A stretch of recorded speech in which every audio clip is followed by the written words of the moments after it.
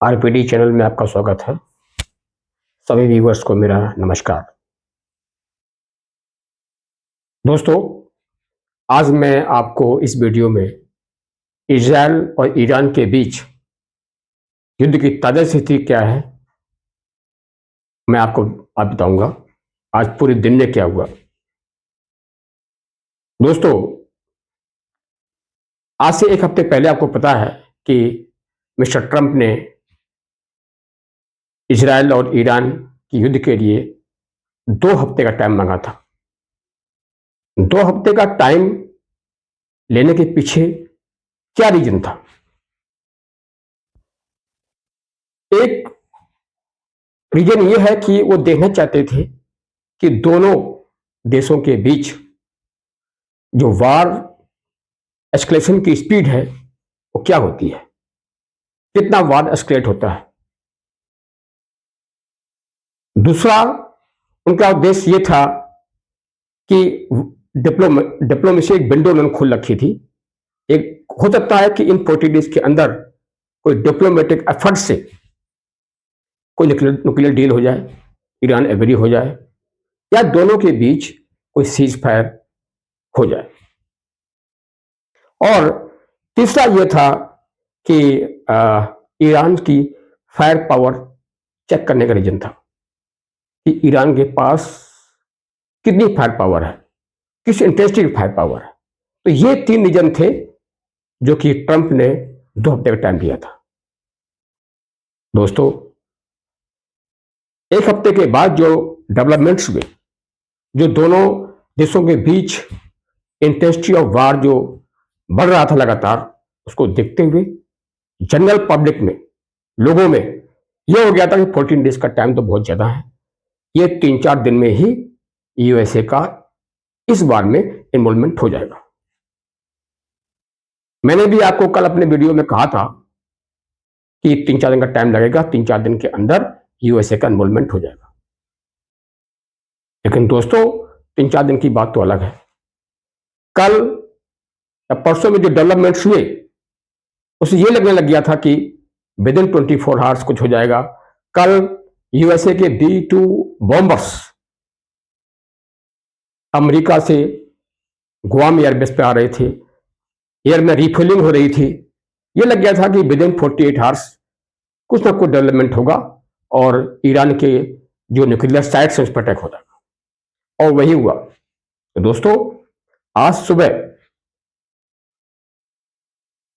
3 से 4 बजे के बीच में ईरान के तीनों न्यूक्लियर साइट्स पर अमेरिका ने अटैक कर दिया। इस अटैक में 6 B-2 बॉम्बर, स्टील्थ बॉम्बर ने भाग लिया, और हर एक बॉम्बर में 2 GBU-57 बॉम्ब, जिनका वेट करीब 14 टन था, तो हर एक बॉम्बर में 2-2 बॉम्ब फिट किए गए। टोटल 12 बम फिट किए गए, और उन B-2 बॉम्बर्स ने जो उनकी 4 न्यूक्लियर साइट है उस पर अटैक कर दिया। इसके अलावा जो नतांज और इस्पाहान न्यूक्लियर साइट्स हैं, उस पर अमेरिका ने 30-30 क्रूज मिसाइल से, टॉमहॉक क्रूज मिसाइल से अटैक किया, और इवन जो यूएसए की सबमरीन है उन्होंने भी अटैक में भाग लिया। दोस्तों, दावा ये किया जा रहा है, जो यूएसए ने दावा किया है, कि ईरान के तीनों न्यूक्लियर प्लांट को ध्वस्त कर दिया गया, विध्वंस कर दिया गया वहां पर। लेकिन किसी भी कंट्री ने, ना तो यूएसए ने अपने दावे की पुष्टि की है, सैटेलाइट इमेज से या किसी और तरीके से उनके दावे की अभी तक पुष्टि नहीं हो पाई है। ईरानियन जो समाचार एजेंसी है, जो आधिकारिक सूत्रों से, ईरानियन के हवाले से जो खबर आई है कि इन तीनों न्यूक्लियर साइट्स पर कोई खास डिस्ट्रक्शन नहीं हुआ। जहां तक बात है कि न्यूक्लियर रेडिएशन की, वहां पर अभी तक कोई न्यूक्लियर रेडिएशन नहीं है।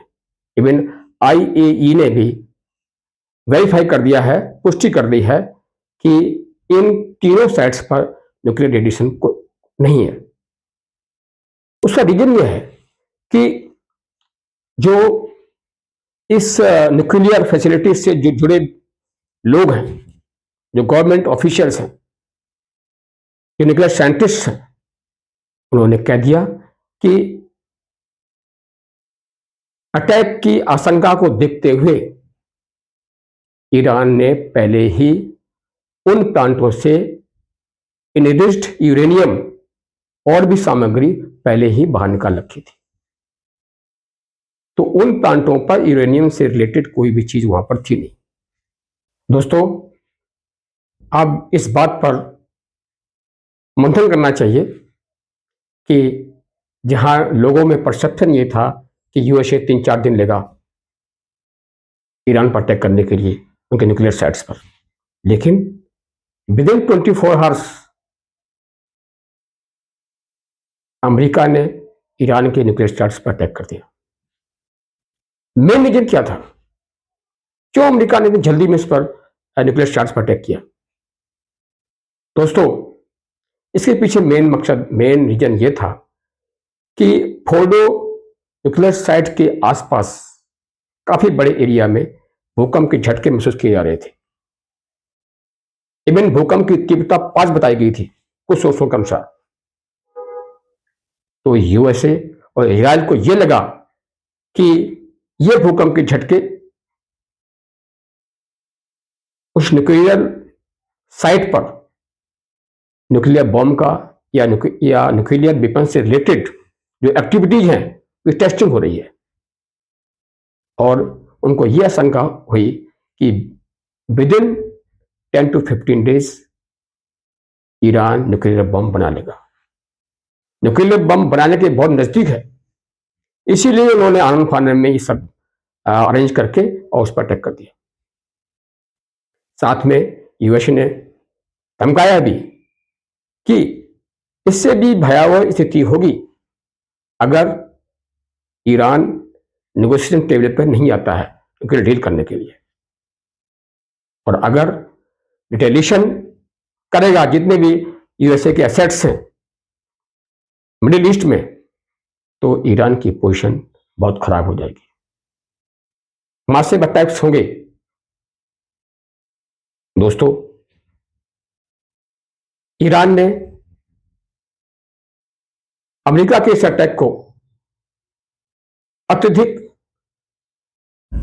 अपमानजनक, अराजक और आपराधिक व्यवहार करार दिया। उन्होंने यह भी कहा कि ईरान के शांतिपूर्ण न्यूक्लियर प्रोग्राम को अटैक करके यूएन चार्टर, अंतर्राष्ट्रीय नियमों और एनपीटी का उल्लंघन किया है। उन्होंने, ईरान ने इसीलिए यूएनएससी की एक इमरजेंसी मीटिंग बुलाई हुई है। उन्होंने कहा है कि इस मुद्दे पर बहस होनी चाहिए। दोस्तों, ट्रंप के इस अटैक का यूएसए में बहुत विरोध हो रहा है। डेमोक्रेटिक पार्टी ने आज प्रोटेस्ट मार्च निकाला, एजिटेशन किया, क्योंकि ट्रंप ने इस अटैक करने से पहले कांग्रेस का अप्रूवल नहीं लिया, जो कि बिल्कुल मैंडेटरी है किसी पार्टी के लिए। अगर यूएसए किसी देश पर अटैक करता है तो उसको परमिशन लेने के बाद ही अटैक करना चाहिए। दोस्तों, खामनेई के जो क्लोज कॉन्फिडेंट हैं गवर्नमेंट में, उन्होंने ईरान को बहरीन में यूएस नेवल फ्लीट पर अटैक करने के लिए सलाह दी है, और यह भी कहा है कि स्ट्रेट ऑफ हॉर्मुज को यूएसए, फ्रांस, ब्रिटेन, जर्मनी के लिए बंद कर देना चाहिए। उनके वहां से शिप्स पास होते हैं, उसको बंद करने के लिए उन्होंने सलाह दी है। दोस्तों, स्ट्रेट ऑफ हॉर्मुज एक पर्शियन गल्फ और गल्फ ऑफ ओमान के बीच में एक बहुत ही नैरो एक सी पैसेज है, जिसकी विड्थ मेरे ख्याल से 33 किलोमीटर के आसपास होगी। एक बहुत ही स्ट्रेटेजिकली इंपॉर्टेंट चोक पॉइंट है। दोस्तों, इधर ईरान और उनके प्रॉक्सी जो है हौतीज, हमास, हिजबुल्ला, मेन हौतीज के पास आपको देखा कि बहुत काफी प्रकार के उनके पास आर्म्स एम्यूनिशन है। उन्होंने मिलकर के मिडल ईस्ट में अटैक करने का, या जो नेवल बेस, जो उनके एयर बेसिस हैं यूएसए के, उस पर अटैक करने का प्लान बना लिया। हाउथीज ने यहां तक ये कह दिया है कि रेड सी में हम यूएसए के और जो उसके सपोर्टर हैं उनके किसी शिप को, वारशिप को पास नहीं होने देंगे, उनको निशाना बनाएंगे। दोस्तों, इस यूएसए के अटैक के बाद एंटिसिपेटेड था कि ईरान रिटेलिएट करेगा, पलटवार करेगा। तो इसके मद्देनजर इजराइल में और यूएसए के जितने भी मिडिल ईस्ट में, गल्फ कंट्री में जो उनके एयर बेसिस हैं, सब हाई अलर्ट पर है। जैसा कि एक्सपेक्टेड था कि अटैक होगा, ईरान ने इजराइल पर बैक टू बैक कई मिसाइल से अटैक किया।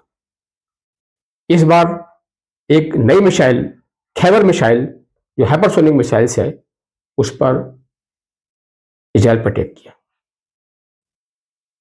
और इजराइल के जो टेल अवीव, जेरूसलम और हैफा पोर्ट है, मेजर अटैक्स इन्हीं तीनों सिटीज पर हो रहे हैं। बहुत बर्बादी है। काफी आज जैसा न्यूज में आ रहा है, जो पिक्चर्स आ रही हैं, जहां पर मिसाइल हिट हुई हैं, वहां सिविलियन इंफ्रास्ट्रक्चर्स को इवन कैजुअलिटीज भी हुई हैं। इसके अलावा असदो, रामल्ला और वेस्ट बैंक में भी कई मिसाइल से अटैक हुआ है, तो वहां भी काफी डिस्ट्रक्शन हुआ है। दोस्तों, ईरान के न्यूक्लियर साइट्स पर अमेरिका के इस अटैक को यूके एंड दूसरी European countries like France, Germany ने समर्थन दिया हुआ, जबकि जो ईरान को जो देश सपोर्ट कर रहे हैं, जैसे चाइना, नॉर्थ कोरिया और रशिया, ने इस अटैक का कंडेमिनेशन किया हुआ। उन्होंने ये कहा है कि अमेरिका के इस अटैक से मिडिल ईस्ट अस्थिर हो जाएगा और दोनों देशों के बीच वार एस्केलेट हो जाएगा। एस्केलेशन की संभावना इस अटैक से ज्यादा बढ़ गई है, जो कि हम लोगों ने देखा हुआ है। जैसे न्यूज़पेपर्स में जो वहां से जो खबर आ रही है कि सुबह से अमेरिका के अटैक करने के बाद दोनों देशों के बीच पलटवार बढ़ गया। जो बात देखने की है कि ईरान का जो अटैक हो रहा है मिसाइल से, वो कोई टारगेटेड नहीं है। ज्यादातर वो रेजिडेंशियल बिल्डिंग्स पर, गवर्नमेंट बिल्डिंग्स पर वो मिसाइल्स कर रही हैं। लोगों में पैनिक है इजराइल में, जबकि इजराइल का अटैक जो है ईरान में, वो स्ट्रेटेजिक और टैक्टिकल ऑब्जेक्टिव अचीव करने के लिए। इजराइल इसके लिए कोशिश कर रहा है। फ्रेंड्स, दोनों देशों के बीच पलटवार पूरे जोरों पर, पूरी फुल स्केल वार शुरू हो गया। अब देखना यह है कि यूएसए अपने आप को इन्वॉल्व करके इजराइल को कब सपोर्ट करता है। हालांकि सपोर्ट अभी कर दिया है, लेकिन इस अटैक के बाद यूएसए वेट एंड वॉच कर रहा है। लेकिन अगर इजराइल में बहुत तबाही हुई तो यूएसए इजराइल का साथ देगा, और उस स्थिति में और भी कंट्रीज आ जाएंगे ईरान के साथ में, फिर फुल स्केल वार हो जाएगा और एक त्रासदी आने की संभावना है। दोस्तों, देखते हैं कि टाइम के अनुसार ये युद्ध क्या मोड़ लेता है, क्या हालात होते हैं। दोस्तों, अगर मेरा ये वीडियो आपको पसंद आया हो तो लाइक करना, शेयर करना और सब्सक्राइब करना। जय हिंद, जय भारत।